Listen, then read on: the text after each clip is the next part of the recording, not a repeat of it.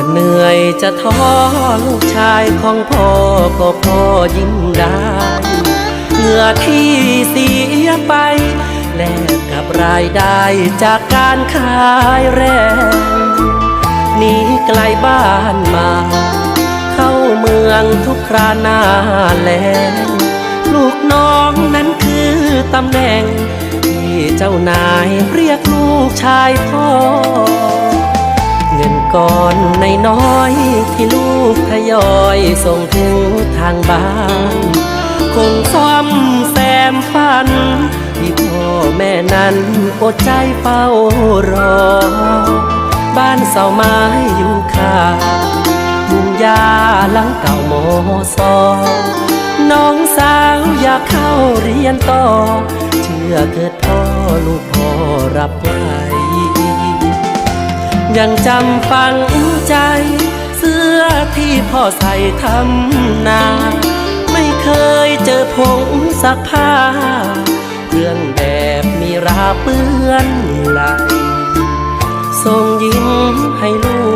กแม้ยามที่ท่วมการมรดกคนมีน้ำใจซึมซับอยู่ในใจลูกทุกมือนับจากวันนี้ขอทำหน้าที่แทนคุณรักพ่อสิ่งที่ลูกขอคือให้แม่พ่อใช้วันที่เหลือพากายพักผ่อนทุกภาระให้ลูกจุนเจือถึงกายลูกยังเปื้อนเหงื่อแต่ในใจก็ยังเปื้อนดิน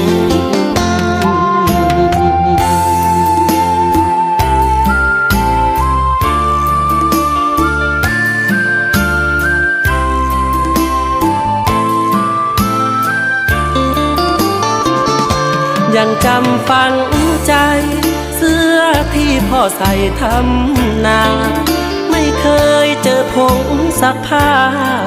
เครื่องแบบมีราเปื้อนไหลส่งยิ้มให้ลูกแม้ยามที่เหงื่อท่วมการมรดกคนมีน้ำใจซึมซับอยู่ในใจลูกทุกมือนับจากวันนี้ขอทำหน้าที่แทนคุณรักพ่อ